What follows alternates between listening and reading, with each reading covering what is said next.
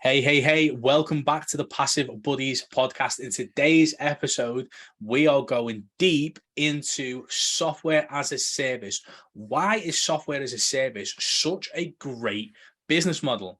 Now, the software king, the cool kid on the block in SaaS companies, is sat opposite me or next to me on this screen. Brandon, how are you, pal? I am doing amazing. How are you?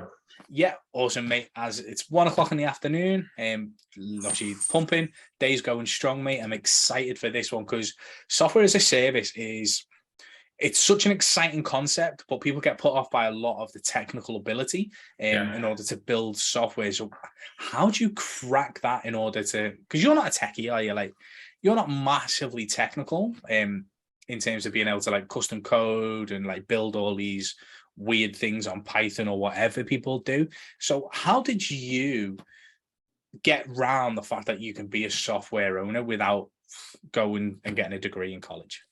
Yeah, definitely. So it's funny, we talk about how I got started in the online space quite a bit. And we started with affiliate marketing. And from there, I actually realized that I can make 100% profit by doing the same thing. And that was through SaaS, or software as a service. What I did was I white labeled a product called High Level, and I was used to ClickFunnels, and both of those will be in the description. So if you want to check those out. But when I was using ClickFunnels, I thought like everyone was promoting it. I was like everyone wanted to use ClickFunnels and promote it, and it was like the cool software to use for online business owners. And then High Level came out, and it was like ClickFunnels on steroids, but no one knew about it. And I was kind of like, I wasn't the first, but I started white labeling it because I was like, I can just put my name on this and sell it to other people and tell people to why pay this much when they can have all these other pieces. Like for ClickFunnels, you need like active campaigns, you need to integrate an autoresponder, you need to have a funnel builder, you need Calendly to like add as another service to incorporate like appointments, and then you need all these third-party integrations. And so I was like, well, High Level has all that integrated, so I can just sell that as a package, and people would have that all in one experience. And so that's what I did, is I ended up white labeling a product called High Level, put my own name on it, and would sell it to ClickFunnels users and collect recurring income. I sold it for $14.97 a year, and it was like $100 and something a month, and it was about the same price of that they're getting, but they didn't have to pay for active campaign, they didn't have to pay for Calendly, they didn't need to pay for all these other products to incorporate within ClickFunnels. And so I sold 8 of them at $14.97, and from there it pretty much paid for High Level for 2 years. And so that was pretty much, I didn't have to pay for any more expenses for the next 2 years. So it was all profit from there. And so from there, I took that money, the extra money that I had, and I told people that it was now monthly recurring. And I took that cash flow and started creating my own software. So I hired someone. I actually had a guy that wanted to go into business with me, and he had a developer. And so the developer started working with me because he needed like a business. He was a developer, so he needed work. And so I hired him to develop our own software, which was a Facebook CRM that now is pretty cool, because you can actually, whenever you get an email address from someone, you can literally push it to High Level and send out an email. So I can be on Facebook, add them to the Facebook CRM, add a tag to the High Level. So like say I have a group, and in the group I have a question that says, do you want me to send you our 7-step guide to affiliate marketing? Drop your email below. And if they drop their email, I can take their email and push it to High Level without leaving Facebook, and it will automatically send them an email with the guide or the welcome email to the group or whatever that is. And so with doing so, we created a Facebook CRM that went on top of Facebook, and now people can actually resell that software for for whatever price point they want. So they can actually now white label our software, which is a Facebook CRM tool called Super Facebook Tools, and sell it as their own, like I did with High Level.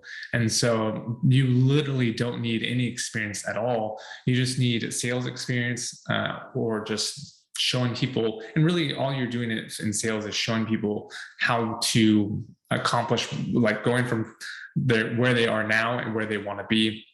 And that's what sales is just transitioning or transforming someone into phase one into phase two, of stage one into stage two of what they want to be or become.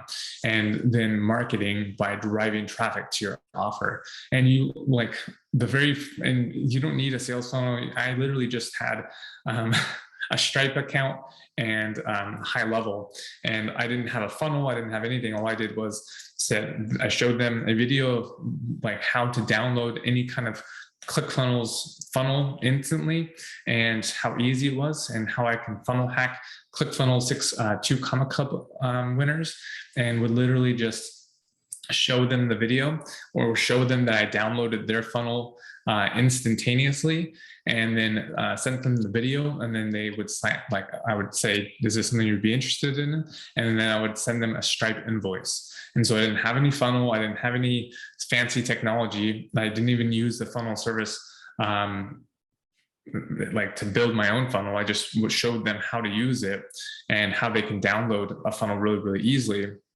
And then I sent them a Stripe payment. So like literally no technical like genius needed at all. So it was really, really easy to start that way, was just white labeling other people's products, selling them, and then from there taking that profit and then building out my own software. So now I have 2 products that I can sell, and I combine them because one is for Facebook and creating leads. Another one is delivering the product that like emails and funnels and taking payments online and all that stuff. So that's how I got started in that whole SaaS business. So why did you pick SaaS? Like obviously, because you started as affiliate marketing, so why did you move into SaaS? Because obviously it is a great business model. It is it's one of the best, in fairness, if you can get your head around it, which I don't think is too difficult. Just people make it overcomplicated compared to what it actually is. So why did you go SaaS? Like what was the flashing lights? Yeah, the sexy bit that made you go, yes, that's me. Because the SaaS or the software itself does all the heavy lifting. I think that if you can get someone to be successful with software and use it correctly and be able to have it so that it's almost an income producing asset for them, they'll never leave. It has a high stick rate. So, and it's pretty much the product itself that does all the work for you. Like you don't need to do, I mean, you don't need to do all the coaching. Like if you download Zapier, for instance, we talked about that the other day. If you have it, like you don't have to go on calls and meet with people for how to use Zapier. You don't need to have special bonuses for Zapier. Zapier literally shows you, gives you the tools to connect all these different integrations. And that's pretty much it. They just need to keep developing and make sure it works. And if you can keep it working and it's what people want, they'll never leave because it's integral part to their business.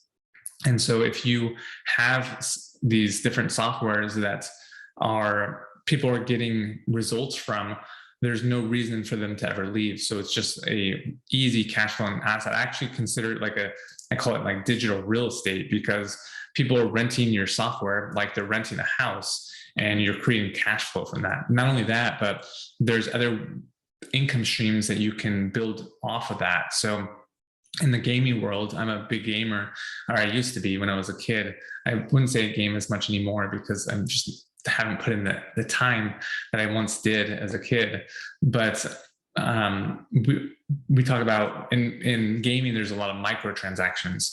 So literally you would buy like World of Warcraft, you'd buy like a cosmetic for a special like hat or a special helmet. And those microtransactions are like very small costs. They're like $5, $15, $19 or whatever one-time fees. And so within software, you can have these microtransactions, and microtransactions make up like, I don't know exactly the stats. I wrote it down a while ago. I think it was like between 60 and 70% of the revenue generated from the business is through microtransactions. So if you put that into a software, then you're able to create additional revenue besides the monthly subscription that are like add-ons in a sense. And then you can create other cash flowing assets. You can have add-ons, you can have a white label service. So I get income from our microtransactions from people wanting a cloud service. I get recurring income from people using the software. I get recurring income from people white labeling our software, who is then recruiting people to use their software, and they're getting money, but then they're actually buying microtransactions within our business. So it's like recurring income inception in a sense. And so not only that, but businesses are evaluated by how much recurring income they're going to make in the future. So you can have a really good exit strategy on using SaaS. For instance, when we created our first cloud-based software, we sold that to another business owner because it was making recurring income. And I think we sold it like for $50,000. And so it was like, they had enough subscriptions, and the subscriptions was making a couple grand a month. And so I was able to resell that complete software and give it to them and be completely hands off at that point and take a big chunk. So I can have an exit strategy with SaaS versus being a brand in a sense, because you can't really sell a brand. And so that's why a SaaS model is so great, is because the product, you're not the product, the actual product is the software. So it gives you a lot of exit strategies to get out of the business, because I mean, we ultimately want to take you that income and use it to parlay into another business or grow another business or buy assets or whatever that is. And then you can have income streams within software. So that's why SaaS is so amazing. Absolutely love it. So basically, guys, obviously, when you break it down, the software as a service model, obviously, that recurring revenue has a high stick rate, because once people integrate it into their businesses, integrate it into their life, then a lot of people just generally keep paying for those softwares. Like, if you look at Netflix, is integrated into 99% of like homes with TV and Wi-Fi across the world, and people won't get rid of it because it gives you access to movies on demand that, like, for instance, Sky won't in the UK. So that's integrated into people's lives, which means they just won't cancel it. Like, oh my God, like, for instance, the TV package we had with Sky for years, I wanted to get rid of it years and years and years ago, but it was so integrated into my wife's life. It was like, oh yeah, but this show's on this and this show's on that, and I won't use it to do this. Like, it took us years to basically convince her to get rid of it. And that is exactly the same with software. So when you break it down, it's like, if you can integrate into someone's life, make their life easier, whether it's business or personal, then it's going to be very hard, because the emotional tug, the pain that comes with getting rid of it, moving, etc., just becomes too much, that they just stay where they are. Now, it's not like trapping people, but if it's improving their life, improving their business, improving their speed, quality, or output, then they're not going to get rid of it. That's why I've got ClickFunnels for so long, because it's so easy to use, and it's integrated into my business in so many different ways. It'd be an absolute fucking nightmare for me to leave and move. And to be fair, I've played around with different softwares, and there's not really many that I'd go, do you know what? Yeah, maybe for that I'd leave. But for instance, like, it's integrated that much into my business that it's going to stay, and it's just not going to leave. So therefore, like, ClickFunnels has got a lifetime customer from me, and there's no reason why people can't do that, or you can't do that with your own software, depending on what you want to go with. Like, Brandon's got a Facebook CRM. Like, a lot of people make money on Facebook, and a lot of people generate their leads from Facebook. So that is a key component in a lot of people's outbound or inbound organic marketing strategies. People aren't going to shut that off. People aren't going to take away that ease that Brandon's made in their lives, like with the Facebook software. So it's a, as you say, when it comes to a high sticking point, software as a service gives you a great recurring model, because once it's embedded into someone's life, they ain't going anywhere because it's just too good. Yeah, I mean, it's exactly what you said about ClickFunnels. Like, one of these days, I'll try and convince you to go over to high level. But I mean, yeah, once they, it should be sticky enough where like you said, it is hard to remove that software because it's so ingrained into your business, or it's so part of your life that you lose money by not having it.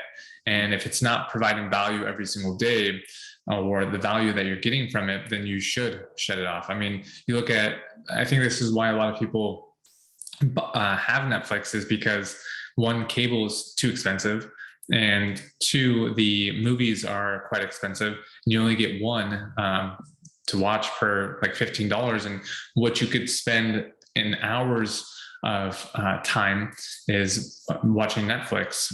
So the value is much greater than the cost of the actual software or the Netflix or whatever the product is. So having that product be much more valuable than what the cost to use it is super important. That's what the sticky factor is. So that's why I've been using high level for 2 or 3 years now, 2 years, I think, and I'm paying $300 a month for it because it is such an easy tool, and it'd be too hard to actually move to something else because there's so much time invested in using that product, and it's just a great product.